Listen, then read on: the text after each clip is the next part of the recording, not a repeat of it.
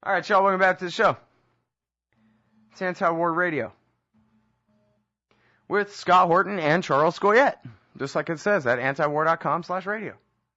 He's our next guest on the show today, and the author of The Dollar Meltdown. Welcome to the show. How's it going? Scott, it is great to talk to you again, as always, buddy. Well, I'm very happy to have you here. What's the name of the new book, and when does it come out, and what is the dang deal? The name is top secret, but it's a book about the relationship between you wouldn't be surprised at this, but it's amazing how many Americans would be shocked to discover that there is a relationship, believe it or not, between liberty and prosperity. Huh. So here the American people are watching their prosperity crumble before their very eyes. The long-term prospects erode every single day.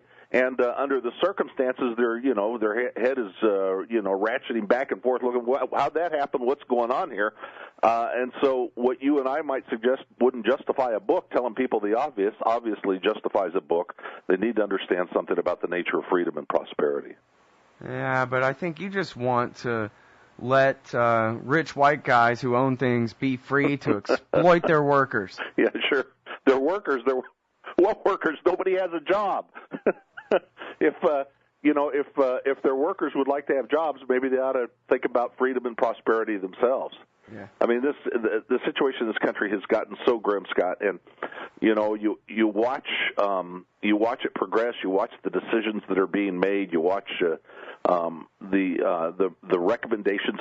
Neither the Republicans nor the Democrats, as we know, are congenitally equipped to deal with a crisis of this magnitude. I mean, even Rand Paul comes up. Rand Paul comes up with a way to save $500 billion a year.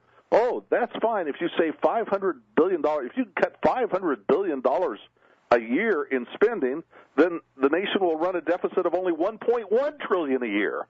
I mean, right. It's absolutely beyond control, and it's clear to me that none of them really have any idea of the magnitude of the problem. I mean, you get this Ryan plan.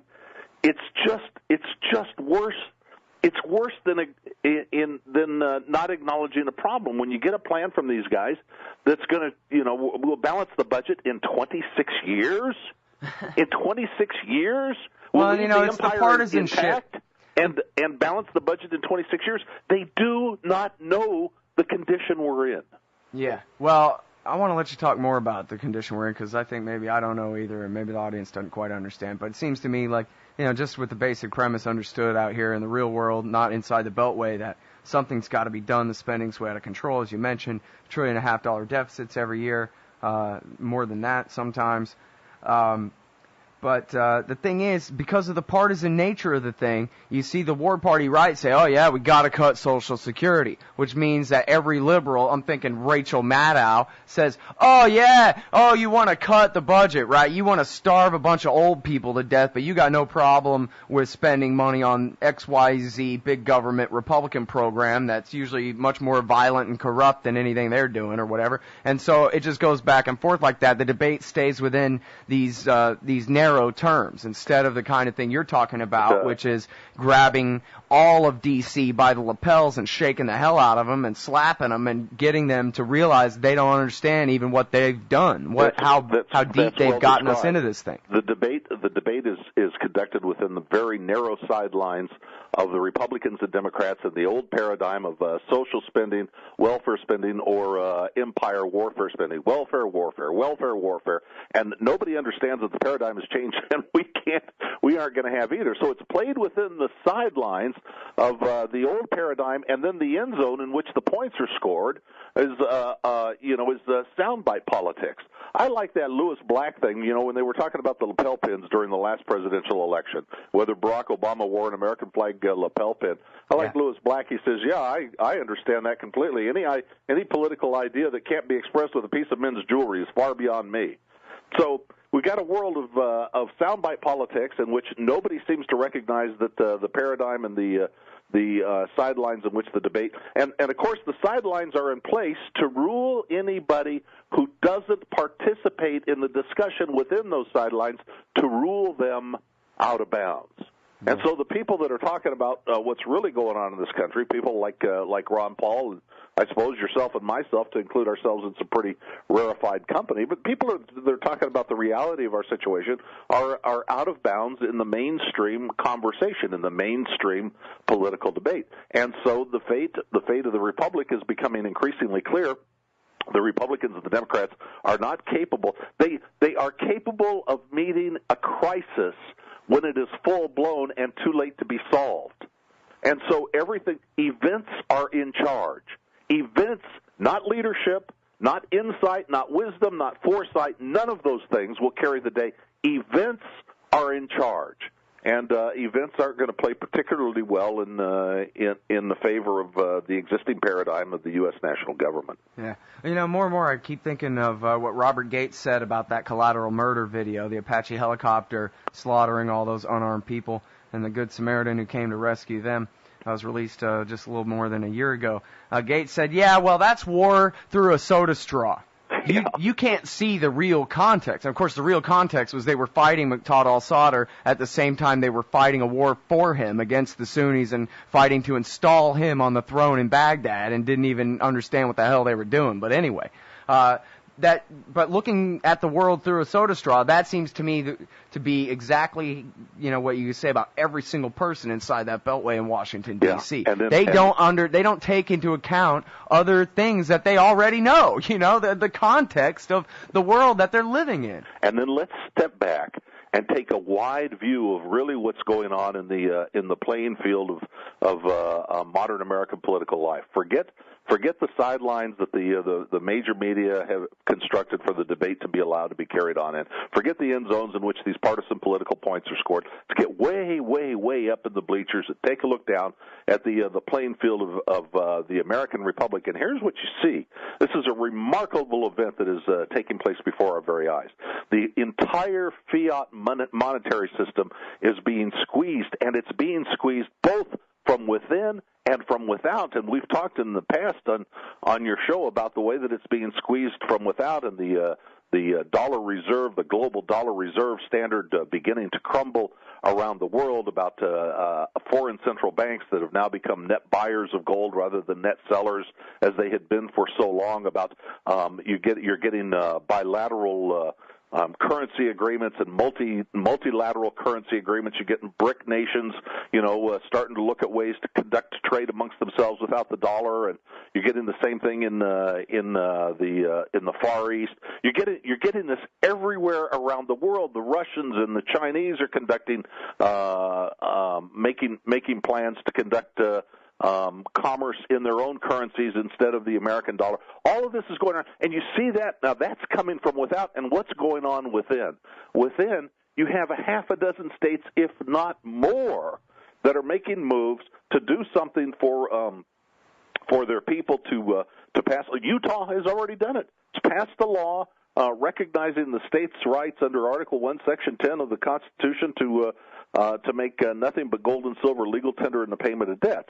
And it's a pretty weak response, except that it's going on now in states all over the country. And so there is a movement afoot to do something about the monetary collapse on the local level going on around the country. Meanwhile, the dollar standard is being squeezed from outside. So this is what's really going on in the world. But you don't hear a word about this conversation when you watch the mainstream press. You don't hear a word about this on the cable networks. You don't hear a word about it on the big national talk shows. You don't hear a word about it in the halls of Congress. I mean, this is basically the demise of the dollar unfolding before our eyes, and it's off limits in the political debate. This is the most astonishing thing. Yeah, and then they start a new war. Yeah. Well, if nobody takes Article 1, Section 8 seriously, and why are they going to take Article 1, Section 10 seriously? I mean, why are they going to take any of it seriously? The whole Constitution has been neutered, and they start a new war, and nobody cares. Yeah. Well, that's because the Democrat did it, and I think it always bears emphasizing the number. I was glad to read, I think it was in Ron Paul's book, or maybe I heard him say it on TV, but he's using the updated figure from TomDispatch.com, $1.2 trillion a year spent on militarism around the world, and that, I think you do argue in your book, Charles, is not good for the economy at all. Here they are, talk about out of touch and looking at the world through a soda straw and things. Apparently, I don't know, man. Maybe they just wanted to go in till the end of time or whatever. I can see why the Brits and the French would want to occupy Libya and steal their oil and whatever. I can't imagine what Obama was thinking, other than he must have believed, Samantha Power and, General whoever, that, yes, sir, can do. We're just going to march right in there and have things our way and get a regime change real quick and everything will be fine. And now they've got us into a war that's going to last another couple of decades. I mean, if this ain't going to break the bank, this new war in Libya, I don't know what is, Charles. It's another condition, another symptom of the terminal state of the American Republic, such as we have. I mean, really, here's the problem in my view. It's constituent politics. The Republicans will not touch. They will not touch the empire. That $1.2 trillion that you talked about, they won't touch it because that's their constituency. I mean, you have defense contractors in virtually every congressional district in the land. So even if somebody in the Republican caucus didn't want a war, they still want those defense contractors and those tax dollars and that deficit spending funding the aircraft manufacturers and the war munitions kings in their district. So it's the problem can't be solved. It reminds me of Einstein's great line that no problem can be solved with the same consciousness that created it. Here we are, these guys, I mean, seriously, these guys that are supposed to find a way out in the Republican Party, this Paul Ryan stuff and Eric Cantor and these guys, they voted for all this stuff. They voted for the Bush prescription drug bill. They voted for the unending wars. They voted for the increases in the national debt ceiling. They voted for the Bush $700 billion bailout. They voted for all this stuff, and now they don their other hat and they tell us that they have a plan to get us out. And none of this is credible. But let me mention one other thing before we run out of time, because this is a sign, a portent of things to come, in my view. Back in your old neck of the woods, I know you know that the University of Texas Endowment Fund has done something unthinkable. They've invested in that barbarous relic gold. Now, this is the old line. This is probably the second largest endowment fund, second only to Harvard in the United States, educational endowment. Yeah, it's the biggest university in America. Yeah, and they've invested in gold, and not just a little bit of gold. They now hold. Scott, so help me, I wish people would read the Dollar Meltdown. If you can't afford to buy it, go get it at the library. Read the Dollar Meltdown, or buy the book. It's really good. No, just buy the book, because if you had read the Dollar Meltdown and done just a couple of the things that we suggested in there, and you still have plenty of opportunity to do this stuff, you would have done the same things that the University of Texas Endowment Fund has done, and they just made roughly $250 million for their trouble in doing so. But it's an indicator of something even bigger than that, because in the past, these rarefied funds, these endowment funds, would never have touched something like gold, much less have $1 billion of it. But they've done something even more. This is very telling. They have taken actual physical delivery. This is something that is simply never done by institutional buyers, except in times of really serious stress. They have taken, I mean, look, gold is heavy, you got to move it, you got to pay for storage in these kinds of quantities. In the quantities that, Scott buys, you probably have to do the same thing, but for the rest of us, you can just buy it and then you don't have to pay for any storage, you don't have to insure, you don't have to do any of this stuff. But when you have $1 billion, that, it takes some space, and it takes some security, and it takes some insurance, transportation costs, and so on, and they've actually taken physical possession. Most of the time, buyers in large quantity have been willing to leave their precious metals, their gold or silver, with an institutional holder, or to just hold their position on one of the commodity exchanges or something. They haven't done that this time. They have taken actual physical delivery. I believe this to be, Scott, a real seminal event. When you go back and you look at the history of the economic collapse that we are suffering now, this will be one of those hallmarks in which future historians will write, you could have seen it coming when the University of Texas not only made $250 million by buying physical gold, but they actually took delivery of it, which had been unthinkable, unheard of. And, of course, that's something I recommend in the Dollar Meltdown. Take delivery. Don't buy the paper stuff unless it's in an IRA and you don't get delivery of it anyway. But take physical delivery. Get it in your own hands. And they've learned that lesson and done very well with it.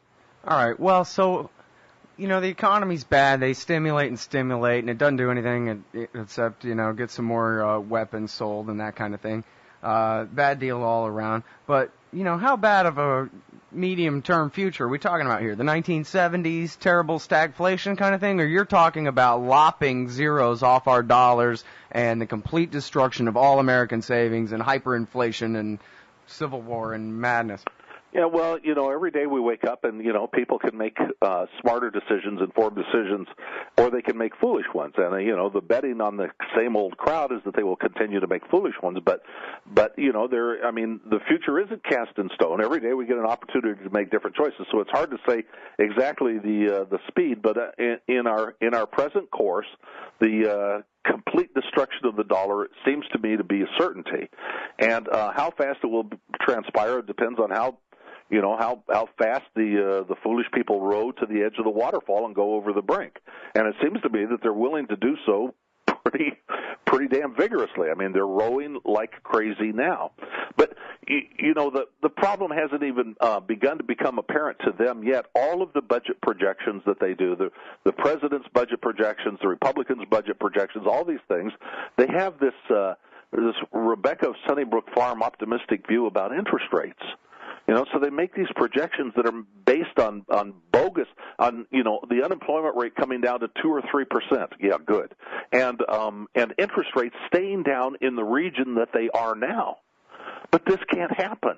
As long as the Federal Reserve continually creates more money, interest rates can't stay where they are. And even if they stopped now, the damage that they have already done with money and credit creation, look, in the last few years, the adjusted monetary base of the United States has tripled. It has tripled from about $800 billion to over $2.5 trillion just in the last few years. So all that money's already been created. All that money and credit's been created, and it's sitting there. Hasn't even begun to work its way into the consumer price level and into the consumer economy yet, but the damage has already been done. And by the time that the commercial banks begin lending, relying on their monetary reserves with the Fed and begin lending, the prices in this country can just start really, really racing. Well, it's funny because the CPI, the Consumer Price Index, how the government measures inflation, they exclude housing and fuel and food. The things that people spend their money on. And I saw today on out of the corner of my eye here on MSNBC on mute, they were saying that furniture prices seem to be up 7%, so I guess they'll have to exclude that from the CPI too. But I just want 7%, that's pretty bad. If I don't know what you think the real rate of inflation is right now, but I wonder, how high you think it could get here. Well, the real rate's probably about 10% in my view, but it can go. Actually, it goes to infinity. At the point the currency is rendered worthless, it goes to infinity. So, double-digit inflation is clearly in our future, and it can go much, much higher. The question is how worthless the U.S. dollar becomes, how fast it becomes worthless. But, the movements are already starting to take place. Alternative currency systems are in development. State legislators that we talked about earlier are beginning to try to create ways for people to protect themselves, to insulate themselves from the folly of the Fed and the fiscal authorities as well. So, things are going on. The central banks of the world are getting the idea. And so the only thing that is in the way now of developing alternative currencies that we can use and at least keep commerce going in this country, the only thing standing in the way, of course, is the federal government and legal tender laws. We need the repeal of the legal tender laws so that alternative, honest, sound currencies can can begin to cushion our landing. Yeah. Well, I don't think that the Republican Party, it's as institutionally however you describe it, is exactly right. So I don't think that they'll ever give the nomination to Ron Paul, but I am very hopeful. I'm putting I don't have much else to hope for, but I'm really thinking that the next couple of years, next year and a half or so of him running for office, if indeed he does, which I think he will, I really hope he does, will really help change a lot of people's minds and get people really to understand the monetary issue. He's the only one really who talks about it at all and gets it right. And he's up against a bunch of nobodies on such issues when it comes to the debates and that kind of thing. So I'm thinking that it's going to really be another earthquake in the education of the American people, even much more so than last time, especially with us already in the crisis he was predicting then. So, Scott, as usual, you and I are on the exact same page. I had a conversation with somebody on a show recently who said, well, you don't think he can win? I'm just like, I don't, winning isn't what it's all about. Yeah, it's a speaking tour, man. That's what it is. It's what he's already done to awaken the American people that was the value of the last run. He didn't win the last time, but he made a huge difference in the minds and the awareness. Our numbers have swollen. Right. They're still tiny, but they have swollen because of his run. And, the more people that understand what's going on in this country, the better off we will all be. The more people that have taken steps to prepare themselves, the easier our landing will be. So, yes, I don't care what the prospects are for him winning. I want him out there campaigning for a couple of years. Easy for me to say. I wouldn't subject, a close friend like you to doing something awful like that. But Ron seems like he likes it, so all right. Yeah. We'll let him do it. Yeah. All right, I'm sorry. We're all out of time. We're over time. We got to go, but thank you so much for yours. I appreciate it. Great to talk to you. All right, everybody. That's the heroic Charles Goyette. The book is The Dollar Meltdown. You really got to read this book. I'm serious about that. It's awesome.